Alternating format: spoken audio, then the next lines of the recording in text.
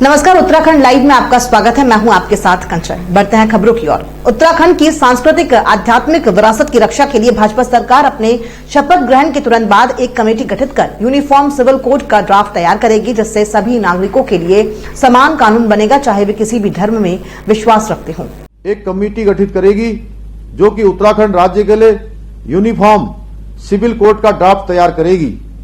इस uniform civil code का दायरा विवाह, तलाक, जमीन जायदाद और उत्तराधिकार जैसे विषयों पर सभी नागरिकों के लिए समान कानून, चाहे वो किसी भी धर्म में विश्वास रखते हों, होगा। ये यूनिफॉर्म सिविल कोड संविधान निर्माताओं के सपनों को पूरा करने की दिशा में एक अहम कदम होगा। वहीं सीएम की घोषणा के बाद कांग्रेस ने बीजेपी पर पलटवार किया है और कहा है कि बीजेपी के पास बोलने के लिए कुछ नहीं है और इन 5 सालों में बीजेपी ने कोई काम नहीं किया है और अब मात्र यूनिफॉर्म सिविल कोड का शिगुफा छोड़कर जनता को भ्रमित कर रही है। 5 साल से आप यहाँ पर सत्ता में हैं, 3 मुख्यमंत्री बदल दिए, उसका जवाब आपके पास नहीं है, क्योंकि अब जनता पे कुछ नहीं। तो आप देख रहे हो, अपनी हार सुनिश्चित मान के आप एक बार ये भी कॉमन सिविल कोड का एक आप नया सबूका छोड़ दिया, बाकी कुछ नहीं है।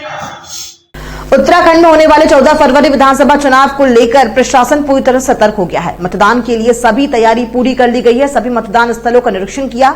वहीं इस बार मतदान केंद्रों की चाक चौबंद व्यवस्था की तैयारी में लेखपालों की जगह शिक्षा विभाग को जिम्मेदारी दी गई है।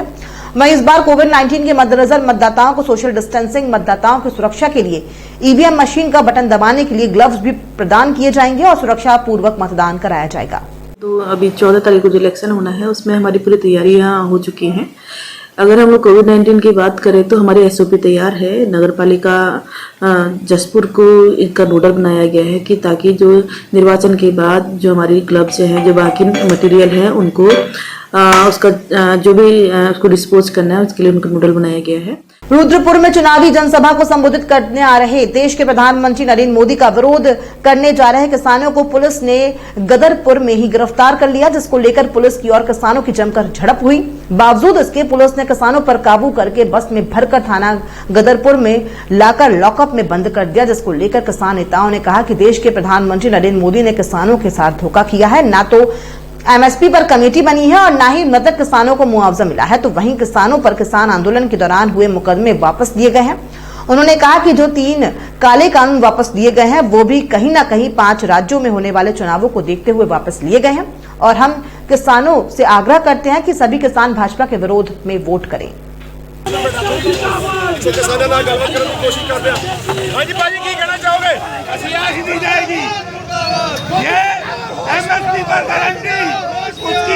कमेटी बनानी थी और नहीं बनाई है, क्योंकि हमने वहाँ पर शांतमय तरीके से अपने काले झंडे दिखाकर मोदी जी को अपना वायदा याद दिलाना था और हमारा कोई वहाँ पर विवाद करने का या किसी प्रकार का झगड़ा करने का कोई हमारा मतलब या कोई भी हमारा एम टारगेट नहीं था।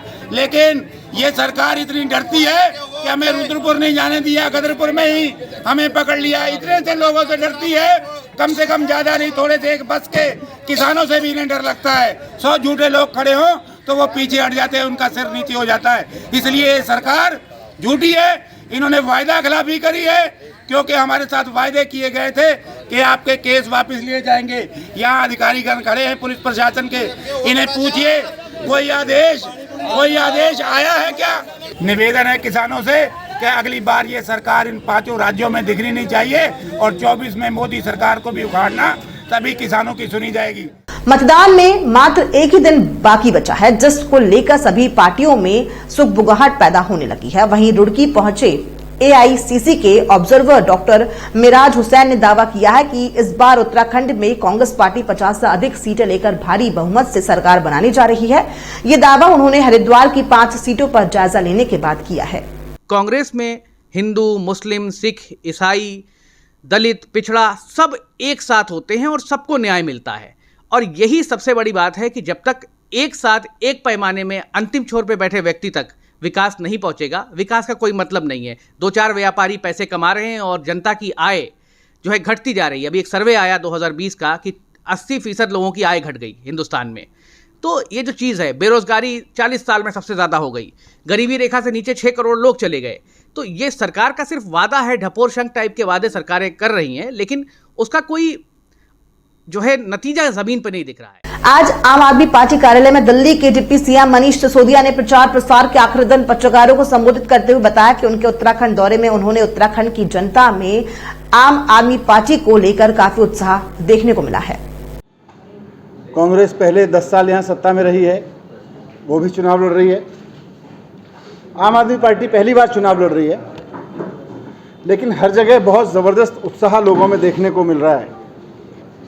हर जगह लोग एक बात दोहरा रहे हैं कि हमने दिल्ली में अरविंद केजरीवाल जी के काम के बारे में सुना है, इसलिए आम आदमी पार्टी को मौका देके देखना चाहते हैं।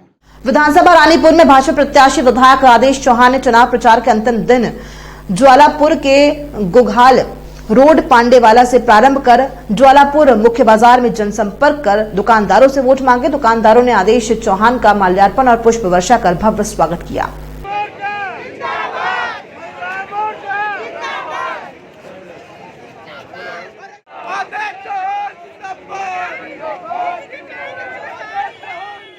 हर तरफ सड़कों पर जन सैलाब उमड़ रहा है और मुझे लगता है कि भारतीय जनता पार्टी और नरेंद्र मोदी जी का जो काम है पूरे प्रदेश में, इस विधानसभा में, पूरे देश के अंदर, तो जनता उसको जो है अप्रिशिएट कर रही है। और जनता खुलकर, अब तो केवल कार्यकर्ता नहीं, खुद जनता सड़कों पर निकलकर भारतीय जनता पार्टी का प्रचार करने लगी है। और मुझे लगता है कि इस विधानसभा से प्रचंड बहुमत से भारतीय जनता पार्टी जीतेगी। उत्तराखंड लाइव में फिलहाल इतना ही। नमस्कार।